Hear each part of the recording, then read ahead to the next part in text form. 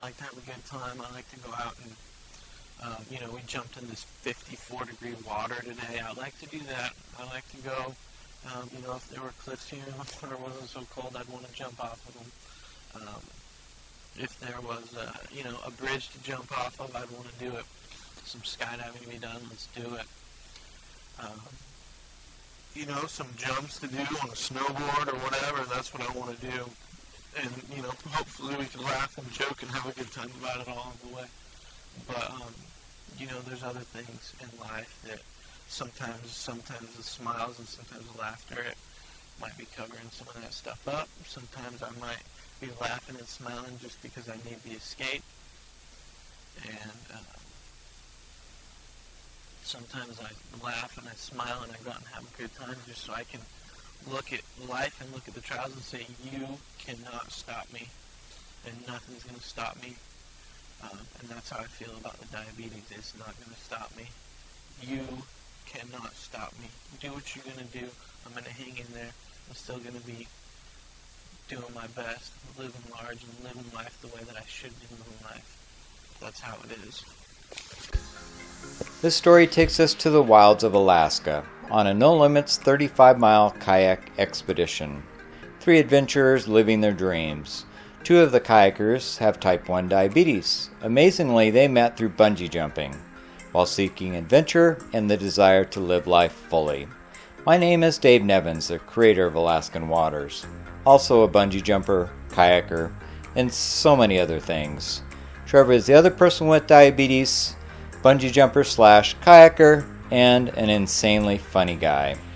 And we were joined by our expert guide, Scott. We are all encouraging everyone to get out and live life to the fullest. We would start our kayak adventure at Old Sitka State Historical Park in Sitka, Alaska. Head north in Sitka Sound and into Nakwesina Sound for our first night near Allen Point.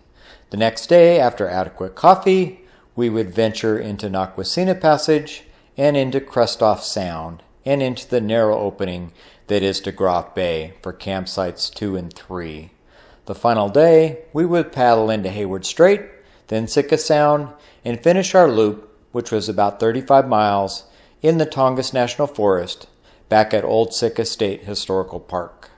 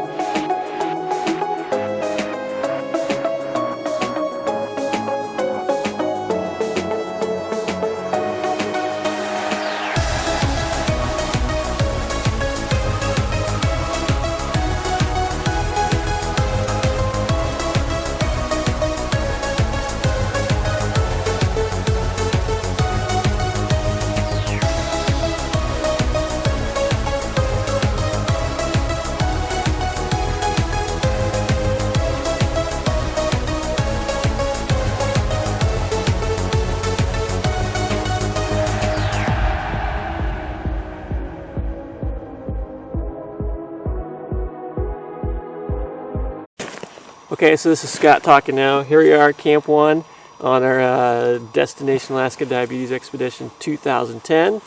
We've got Dave Nevins with us and Trever Alters. So we have a few more days of our trip left.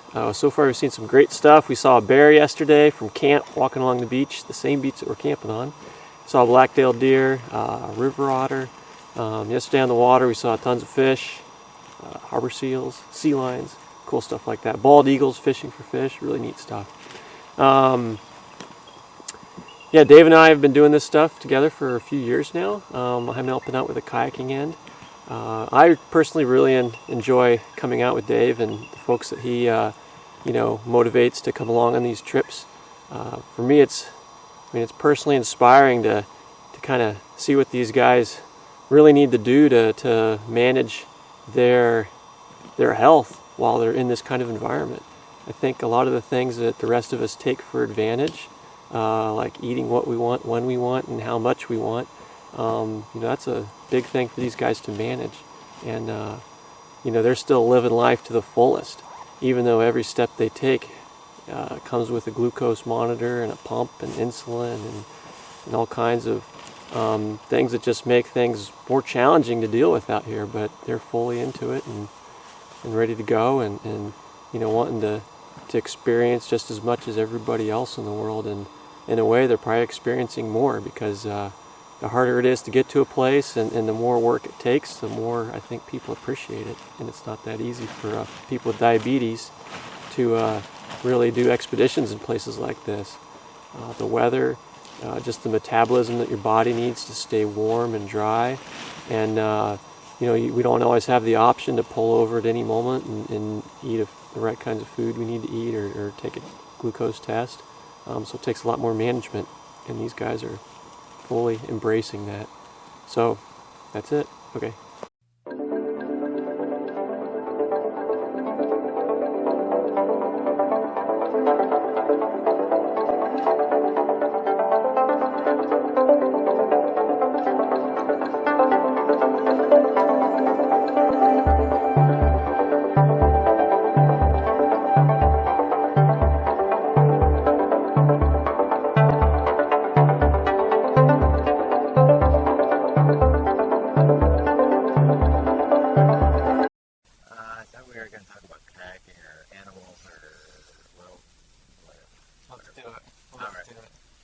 So you have a good time?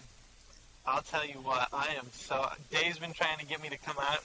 You've been trying to get me to come out on this trip for probably 3 summers now. Yep.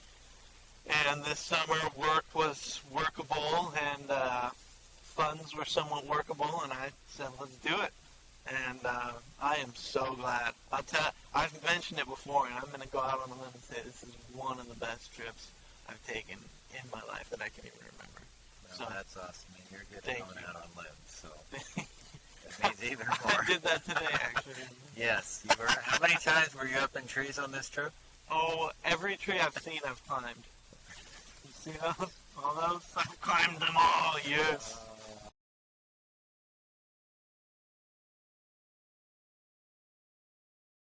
You've been up a few of them, and you crossed. Well, we kind of did that tree slacklining. The slackline on the tree. Dave did it. Dave did better than I did. It's true. No, this has been absolutely awesome. But now, somebody that's experienced it, you've done this before. What do you think? How does this measure up? Well, this is the best trip we've had. Why? The animals, you guys, the company, Trever and Scott were awesome. We had great weather, and just we covered an incredible territory. I mean, the route we took was probably pretty hard to top anywhere in the world. And I think that's something that's been really cool, is having somebody here this last week or so that I've been able to relate to, somebody that knows really what I'm going through as much, maybe even more than I know what I'm going through. And so that's really cool. And that's just one thing, but that's a cool thing to hang around and ditto together. This end too. Totally, to hang out with somebody and just be able to talk, just all about the disease, all about life, about adventures. We all go through this, so it's good to share. And it's good to get as many people involved as possible. This stuff is a lethal weapon. So, in Canada at one point it was even illegal to carry these things. So they're pretty dangerous if you spray a person and a bear. So if you need to use it and only if you think a bear is going to attack you, like you said, just pull this trigger guard off like that, and then press down with your thumb. Yeah, and they suggest the bear should be within 20 feet of you. Within 20 feet? Yeah, like from from me to Dave. Okay. That's how close you want the bear to be. I don't want the bear to be that close. I want it to be further than that. A lot further. That's why I would spray that, is to get it the hell away from me. Another thing that's been crazy for me in the last year was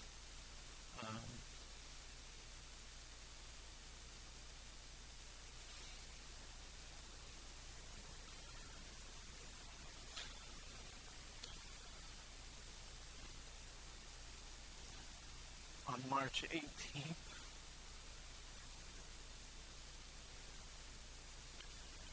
On March 18th, 2010, it was 3 months ago. 2, 3, I don't know, 4 months ago. I got a phone call that my brother had been hit by a car and passed away.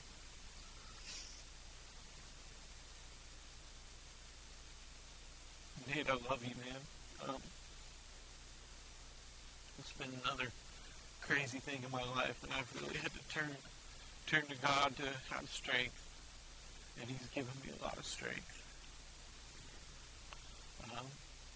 Another thing in life, my family's just been, we've had a lot of friends be there for us and be with us and call us and write us and everything, and it's just been, it's been one of those things I mentioned before, but, being watched out during the hard times, I feel like I've been watched out for, and I'm grateful for it. Trev did not share what had happened to Nate during the kayak trip. My heart just sunk when I saw the footage. That was the first time that I was aware of the situation. Oh man, when we came pulling into this campsite, I was a part of the most gorgeous scenery. I wasn't a part of it, but I saw the most gorgeous scenery that I think I've ever seen. It was incredible. The clear water, the still water, and the mountains, and the fog or the clouds rolling over the mountains down low over the water. It was unbelievable. Absolutely unbelievable. I loved it. Scott here at the helm leading the way, showing us what's up. Yeah, good day. We had really calm water, mixture of rain and not rain, or rain and less rain. Well, we got a friendly neighbor here, don't we? Yeah, we do, man. We just come up to get some water from the stream here and come around the corner, and there's a bear just sort of lying there, just hanging out. And boy, he jumped right up and scooted off into the woods when we came around, and then you get to hear him, I don't know, huffing and puffing. It sounded like in the woods we could hear. So I think we ticked him off a little bit. Yeah, maybe that yellow kayak probably isn't helping the equation any. Well, I think he likes yellow. Really? I think You got that sign, huh? I think red. I think he's like a bull. Red sort of pisses him off. So nice jacket, Dave. Hey. Yeah, my red jacket. Okay, thanks.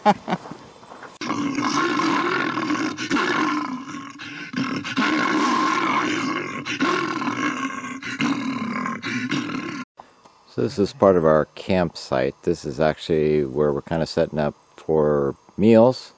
And we've got a tarp thrown with gear. This was Trevor's fire zone. Pyros would not be happy with that situation. I don't think your lens is wide enough to catch the massive size of the fire that was there. Okay, I'll just do a sweep here. Okay, this whole area was his fire zone. Yeah, it decimated the whole area. Yes, we've got something going on here.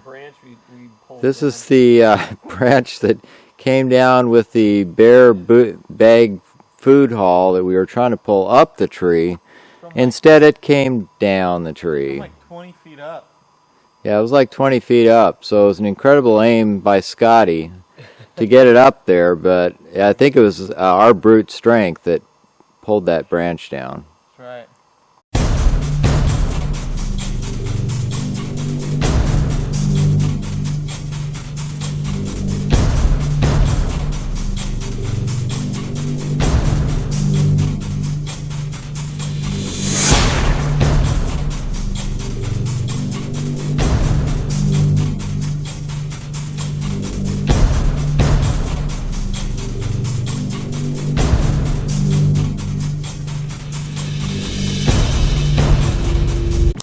This is a nice island. I just went and explored it just for, just to go look. Why did we stop at this island? So I could take a ginormous crap. And I did just that. Don't make me laugh. The camera's shaking. We stopped just in the nick of time. In fact, it would have been nice to stop a few minutes earlier. I had to do an emergency exit. This is 3 minutes after he said, "Oh, I don't really need to go right now." And then he said, turn around and go back now. An emergency exit happened. I'm just thankful we had that we have that shovel, because I missed the hole and I had to like scoop it back into the hole. With the shovel? What's this what it's for, isn't it?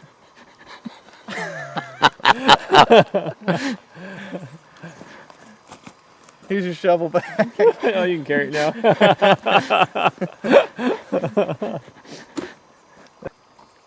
Okay, now you can talk. So Dave, do you remember just yesterday we said, "Oh no, we forgot to give Trevor the instruction that the poop never touches the shovel." And what did you say? Wisdom will prevail. Yeah, and so we hope that's the case. Evidently, wisdom maybe didn't prevail. I'm a wise ass. What can I say?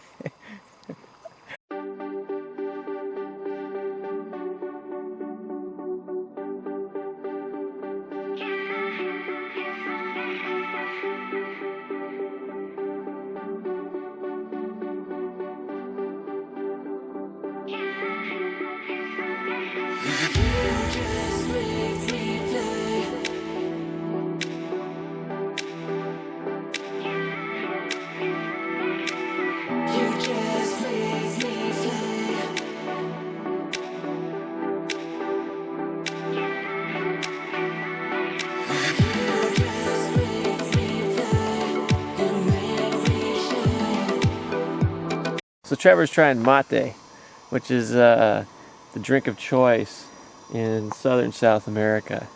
And we'll get his reaction. It's good. It's affecting my blood sugar. How's that? How does that work? That's my general excuse for sorry ma'am, I can't have that. It affects my blood sugar.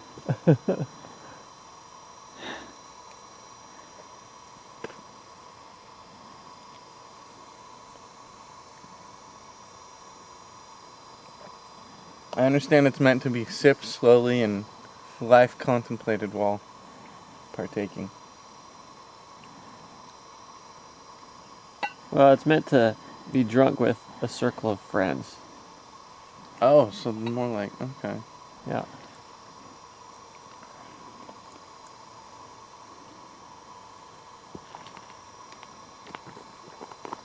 I got bubbles. Does that mean I finished my first glass? Yep.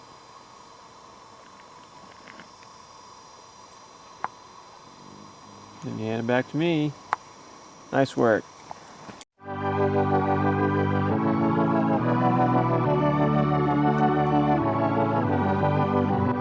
I'm holding on, if almost gone. Someday I know I'll finally make it through the gates. Just have to wait. You whisper to me, there's no maybe. There's only time for dreams even greater. I hear the call, and I close my eyes.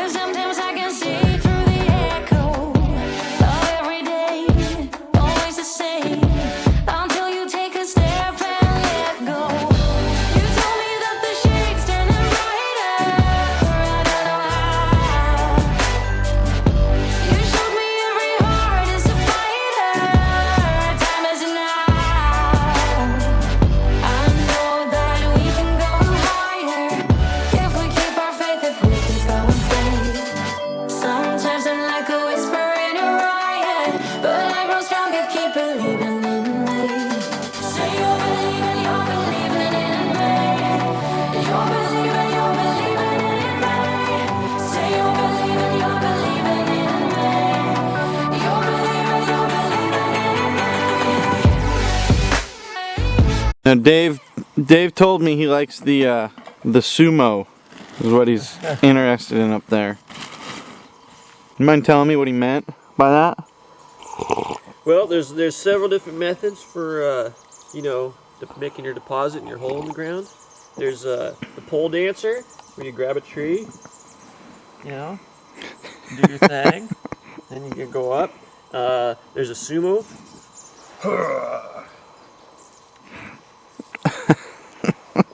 Slap each knee, right? There's the telemark.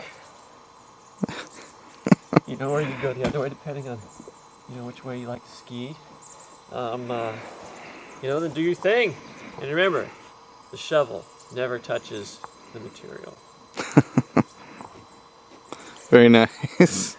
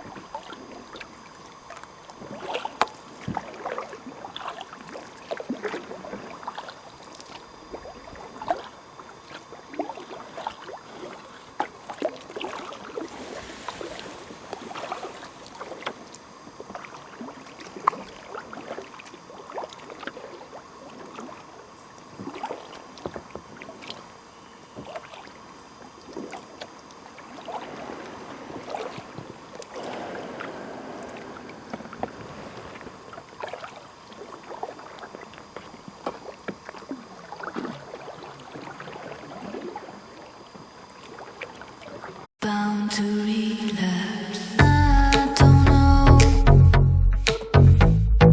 I tried, but don't know. I don't know. Don't know, but I know. Bound to relapse. But if I heard no way, if I go back, I could turn away. Bound to relapse.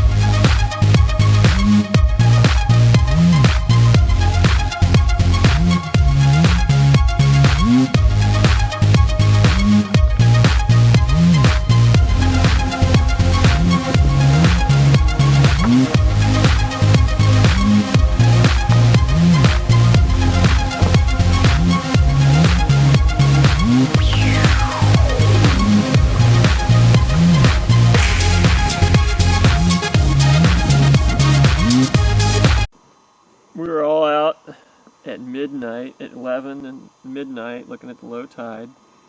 These guys lasted longer than I did. I went to bed. And some of the cool stuff we saw was sea cucumbers. This place is really awesome because there's a lot of current here. And Where are we at? We are at the entrance to DeGroff Bay, and there's this really sweet campsite here, and we're sitting around drinking our coffee and our hot water and our mate, talking about the intertidal life that lives in the current at the entrance to DeGroff Bay. So we were looking at sea cucumbers. We saw tons of these last night. And There they are. We'll probably see some more today around noon when there's low tide again, and maybe we'll even put on the wetsuit and go snorkeling at low tide. See some cool stuff. I think this is what you saw, Dave. Giant orange sea cucumber. Heck yeah. That's what I With the saw. little spikes on the side. Yep, I think that's the dude. You know what? People eat these things. There's a whole commercial dive fishery. They for dive, these yeah, things. they dive for them, don't they? I have to be honest, I've never tried one, but they look disgusting. I agree. They look disgusting. I think that's interesting that a lot of tide means a lot of life. Current. Or a lot of current. I'm learning. A lot of current means a lot of life, so that's cool to be in a spot there. It is. It's real narrow. There's a real narrow way there. So at the high tide and low tide, a lot of water moves around. So it was cool to be down there and be checking things out, and even like up above where the water, since it's low tide, where the water is, where there's no water where it was wet before, there's like a lot of starfish not in the water, and a lot of these sea cucumbers like outside of the water. So that was really cool to walk around and see them, and careful not to step on them, and it was awesome. Oh, that's awesome! What is he looking at? What'd you find?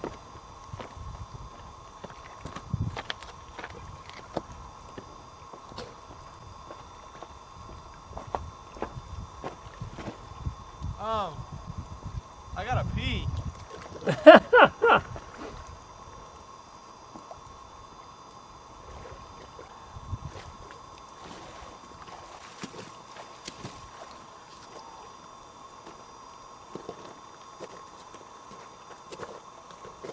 What was awesome? That was awesome. Oh, right on. I gotta pee though. I'm not gonna make it. I can't get my suit off. I was like looking at all that stuff and I got caught up with it, and I didn't think it was that bad, and then it just happened. Thanks for the help, Scott. Yeah, with that wetsuit, you really need help getting it off. I can get it off, but I feel like I can start getting really claustrophobic. Did you just videotape me peeing in this wetsuit? Yeah, pretty much.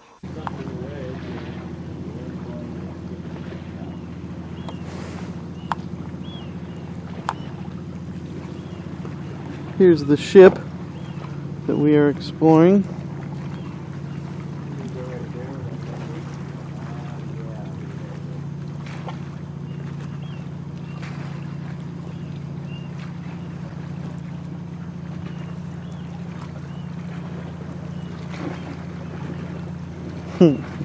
These guys are being filmed and they don't know it. I might have to stop.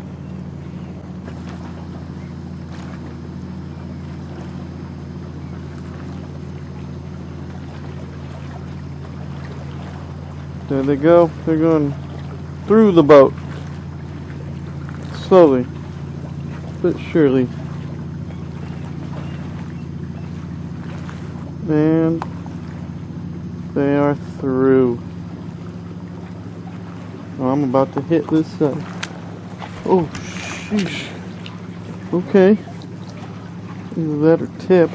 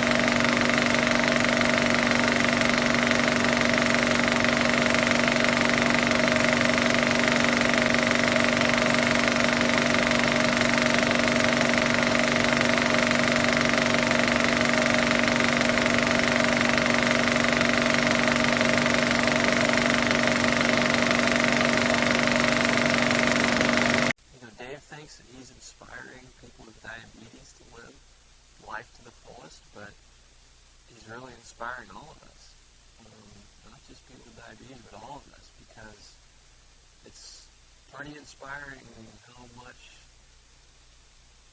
work these guys have to go through to be out here. Everything they do that affects their metabolism, they have to manage. Whether it's staying warm, or exercise, or eating, or anything, they have to manage. And, boy, they live their life to the fullest, so I'm not going to take anything for granted. And I follow their example. So, thanks, Dave. Okay. The purpose of life is to live it, to taste experience to the utmost, to reach out eagerly and without fear for newer and richer experience. I agree 100% with this classic quote from Eleanor Roosevelt. So, despite challenges that life may throw at you, do your best and live life as fully as possible.